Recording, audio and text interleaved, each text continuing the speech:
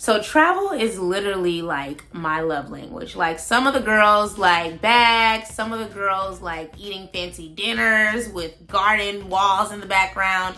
I like traveling. I like experiences. I feel like there's an adrenaline rush that I get whenever I'm excited to go travel or do something different. And so I get a lot of questions on TikTok about like, how are you affording to do all this traveling? Like, you've been to Tulum this year, you've been to Miami, I'm going to Colombia soon, so I'm going to talk about 6 ways that I'm able to travel on a budget without busting my money, like I'm able to travel and not break the bank to make it happen. So 6 things that I swear by. They may not work for you, but they work for me, and hopefully you'll get some inspiration to create your own strategy for traveling on a budget so that you can still reach your money goals. So number 1 is that I buy during the week. During the week, meaning Tuesdays, Wednesdays, and Thursdays. Usually that's when myself personally, find the best deals. And usually, there's also a sale. If you pay attention to the emails that you get midweek, you may get something from Southwest, you may get something from United, letting you know that, hey, we're having a sale. And if you have an idea of when you're planning to travel soon, it might entice you to actually want to purchase a ticket at that point. So buying during the week has worked really well for me, specifically on Tuesdays. Like, I always make sure to see what the price is on a Tuesday versus a Friday, for example, and I'll often find that it's a lot cheaper. Number 2 is that I'm traveling during the week. So for the upcoming trip that I have to Colombia, I am traveling and flying out on like a Wednesday, and the price was amazing to fly on a Wednesday. So because it's, cheaper and I have some time off from work, it just made sense to say, you know what, instead of me trying to fly there and get there on a Friday where I'm paying an additional $200 to do that, let me just fly on a Wednesday, Wednesday morning, take the first flight out and make sure that I'm there. And I use the rest of that money, that $200, on eating and drinking in Colombia, period. So traveling during the week has worked really well for me as well, and I'm thankful for a flexible job that allows me to actually do that. Number 3 is traveling off season. And so when I was talking to my coworker about that, she was like, what do you mean by off season? And so off season is usually traveling during a time that's not the holidays, winter. We know Christmas, New Year's, Thanksgiving is very popular, and airlines know that, so they go raise the price. Summer is not off season. Everybody's traveling. The kids are out of school. You have time off. You're going on holiday, as my European colleagues say. But you're going to pay for it to go travel during the summertime. So, June, July are usually very expensive, and the beginning of August, if I'm honest. So, traveling during the summer is going to come at a premium. Traveling during holidays like, the 4th of July, Labor Day, any holiday, any day off, they're gonna ask you for more money to do that. So those are like in seasons. That's an in season. Off season is traveling at the beginning of November. Off season is traveling maybe at the end of March. Not spring break though, because they may charge you for that too. Off season is traveling, a couple of weeks after New Year's. You tend to find really good deals. I tend to find really good deals during those times because everybody's back to work, the kids are back to school, there's no holiday, so there's no reason for the airlines and hotels to want to charge you a premium because they're just trying to get people in butts in the seats and folks in their rooms, So I travel mostly during off seasons, honestly. I feel like that's my sweet spot. And I also just don't like hella people sitting next to me on a plane anyway, and I don't want no funky room. Like, I'd rather get the best of the best, knowing that y'all are trying to fill these rooms anyway. So off season has been the name of the game for me these last couple of years, and it's worked very, very well. Like, I went to Mexico at the beginning of November with my mini-me, like right before the pandemic, and we paid $400 each, like for the flight and the hotel. We stayed at a nice hotel, okay? We stayed at a nice hotel, and I think, what did we fly? Was it Spirit? It don't matter because it's only a 2-hour flight from here, so I wasn't really tripping, and we had the time of our lives, girl. We were there for at least 4 nights, and we paid $400 each. Like, amazing. Like, we had so much fun. So that's an example of traveling off season. Number 4 is tracking prices on Google Flights. So if you don't have Google Flights bookmarked on your computer, on your smartphone, please do. Like, I check that thing every Tuesday, every Wednesday, and every Thursday. Like, and I usually will get alerts as well to see when my flights if I say I'm interested in a flight to go to, I don't know, Europe or something, somewhere in Europe, because Europe is very broad. Let's say I want to go to Portugal, which I do, but I don't know when that's going to happen. But anyway, let's say I want to go to Portugal in November of this year. So instead of me just logging into United and purchasing a flight, like, I want to see how the prices fluctuate. I want to know when they're at their lowest, like, and I want to get an email so I can book it for $1,000 versus $1,500, which is what I would have had to pay. And I'm not going, FYI. I do want to go. I don't know when I'm going to make it to Portugal. I've never been. But that's neither here nor there. Instead of me just going out and purchasing outright, they may say on Google Flights, okay, this price is on trend. Like, this is an expected price, you know, or they can say this is very high. It's expected to lower in, 2 weeks. Like, they'll give you the probability of how accurate the pricing is, and you can decide to take that and say, okay, well, I'm going to purchase now, or you can say, you know what, they think it's going to drop, I'll just wait to purchase then. And you'll get emails. They'll email you when the prices drop. Like, you can sign up for daily emails, you can sign up for whenever it drops, you can sign up for weekly. Like, I wanted to know whenever it dropped, so that has been very beneficial for me, so that I can get the biggest bang for my buck instead of me having to log in, which I still do. Like, maybe I have a control problem. I don't know, but I'm like, maybe they forgot to email me, but they never do. It's always in line. Like, it's never a discrepancy is what I'm trying to say. So tracking your flights on Google, if you know that, maybe someone reached out to you and said, hey, I want to go to Jamaica in November, you can start tracking your prices. That's actually what one of my friends did for an upcoming trip we're taking.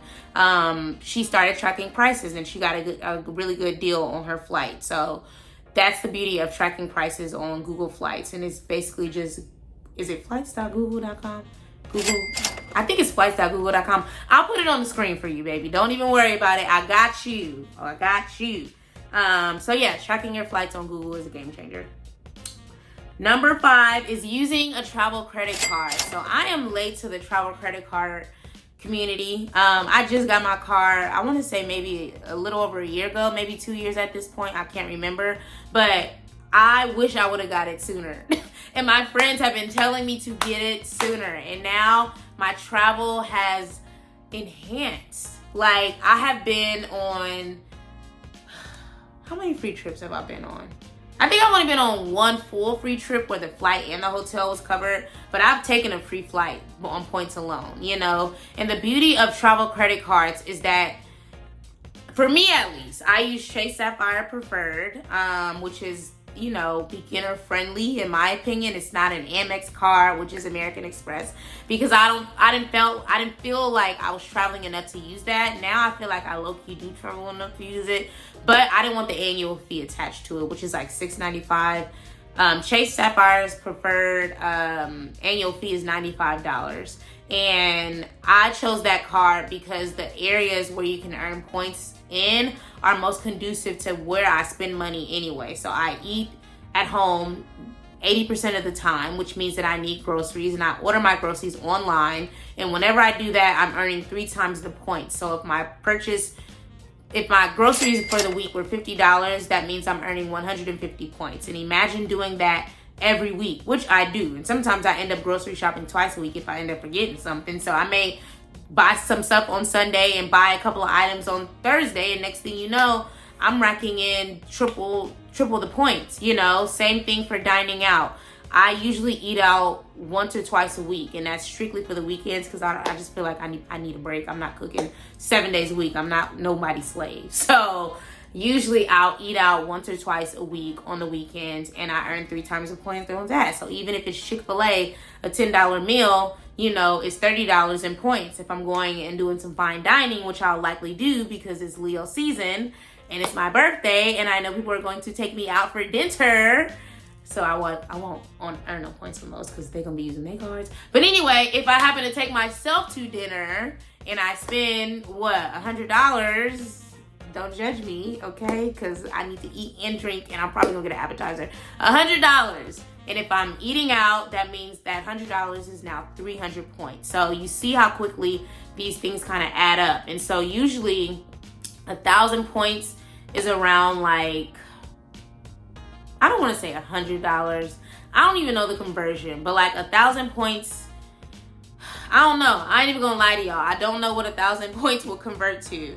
But if I have about 6,000 points, then usually, I don't know, y'all. I'm not gonna lie to y'all. I wish I could. I'm gonna try to put something on the screen. Maybe I'll do a little calculation in real time, because I really don't know what that would convert to. But I know that 80,000 points is about 1,000, and I have booked a flight with that. That's how I know. So, you know, just to kind of give you perspective without lying to y'all, because I don't want to lie to y'all. And then if you do anything travel related, which could be taking a Lyft, it can be purchasing within their portal. So Chase has their own like portal where you can book flights, you can book hotels, you can book cars. Anything you book within the portal is 5 times the points. If you use your card. So if you booked a $100 flight, you get 500 points, you know, and things add up very, very quickly, you know, before you know it, between groceries, eating out, hopping in a Lyft for the weekend and booking a flight, like you could have about 10,000 points, you know, and then the more you earn those, the more you'll have an opportunity to actually redeem them for flights, for hotels, for rental cars, like whatever your travel expense is. So I'm basically going to Colombia for free. The flight and the hotel is covered by my points because I didn't use them for like most of this year. Even the flight to Miami, I didn't use my points for that. I did use it. I used some of them for Tulum, but I still had enough to cover Colombia. So that's the power of choosing the right travel credit card for you. I knew Amex because the things that they said you can include, which was like Peloton and all that shit, I'm like, oh, sorry. All that stuff, like, I don't even have a Peloton, so I don't really care. You know, I don't spend in certain stores. Like, it just didn't matter to me. So you have to kind of know where your money is going and find a credit card, a travel credit card that's conducive to your existing lifestyle. It works for others. Like my friend, she real bougie. She has a Peloton. She does fine dining for real. Like I do it for play. She does it for real. And she's able to earn points. You know, she's into airport lounges, and I've never even been in, I think I've been in one airport lounge, but like that's just not something I require whenever I take trips. But I know eventually I want to be that girl, but I'm just not there yet because I don't want to spend the $6.95. It's just not worth it for me right now. I'll say that. But eventually, give me a year or two, baby, I'm going to be bougie as hell with my travels. So, travel credit card. And again, if you want to explore Chase Sapphire Preferred, I will link that below. If you use my referral code, I think you get $80,000 in points if you spend a certain amount, which I think is 4,000. And what I did when I got started, because I'm like, how am I going to spend $4,000? I actually was strategic with when I signed up for the travel card. I knew I was going to Ghana. The Ghana flight was about $1,500. I purchased travels insurance, which was another $200. I purchased some things for the actual trip. Like I needed to get malaria pills, I needed to get certain shots. Like I just charged that card with all that stuff, and by the time I finished all that, it was about $2,500. And so I only had $1,500 left that I needed to spend within, I think, 90 days. And I just had some household stuff that I needed to buy. So before I knew it, I had already spent the $4,000. So if you know you have big purchases coming, maybe you are taking a trip to Europe or you're taking a trip to Africa, you know, and instead of just buying that with your debit card, just make sure you have that money readily available to pay that balance off immediately. Like, don't leave that balance there. But Chase does allow you to pay it over time. But I just, knowing that I paid off debt, like, I don't want no debt sitting around outside of this house, okay? So that just, I've never signed up for the pay over time. But they do have that option just in case you need it. And if it hit the fan, you know, if I ended up losing my job or something, I would quick to sign up for that. So I'm not against it. It's just not something I want to do right now. I just want to make sure that I have the money and I pay it off so I earn the points and I can actually use them in the future.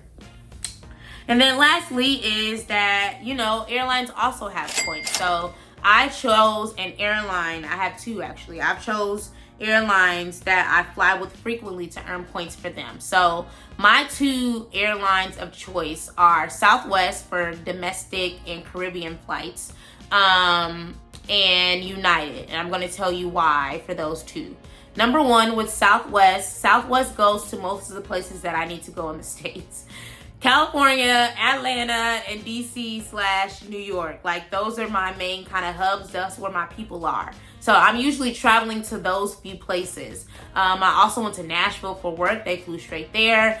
And the airline has the airport that's the closest to me is they have a lot of Southwest flights going out of there. So there were some hometown advantages that I got with that. And then also, like I said, with points, Southwest, you can earn points every time you make a purchase. And so the fact that I always book with my travel credit card, not only am I earning the 3 times the points on my travel credit card, and it's 3 times the points on anything that you book outside of Chase's travel portal. So if you book on United.com, Southwest.com, you earn 3 times the points, and you earn the points that Southwest gives you. So it's a double whammy. It's a win-win. You're welcome. And those points never expire for Southwest. Nor do they expire, I think, for Chase, if I'm not mistaken. I don't think they expire. I'm going to have to double check that to make sure I'm not lying to y'all. But I know for Southwest, they do not expire.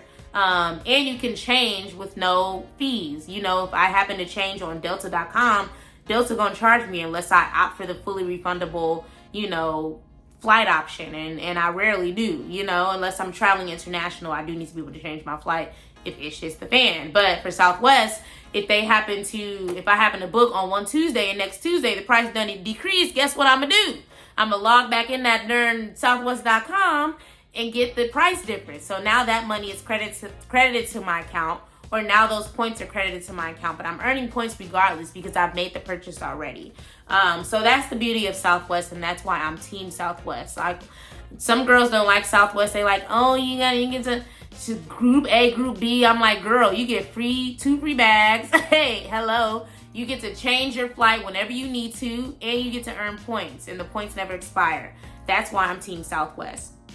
Number 2, my number 2 airline for international stuff is United. And because I live in a United hub, it just makes sense. Like, I get really good flight deals out of United, and I have enough points right now to freaking go to Mexico if I want to, because I've flown them so much. For most of my international travel has been on United because they just happen to have the biggest bang for my buck for the city that I live in. So United has been the name of the game for me. And you also can change your flights and get the price difference with them.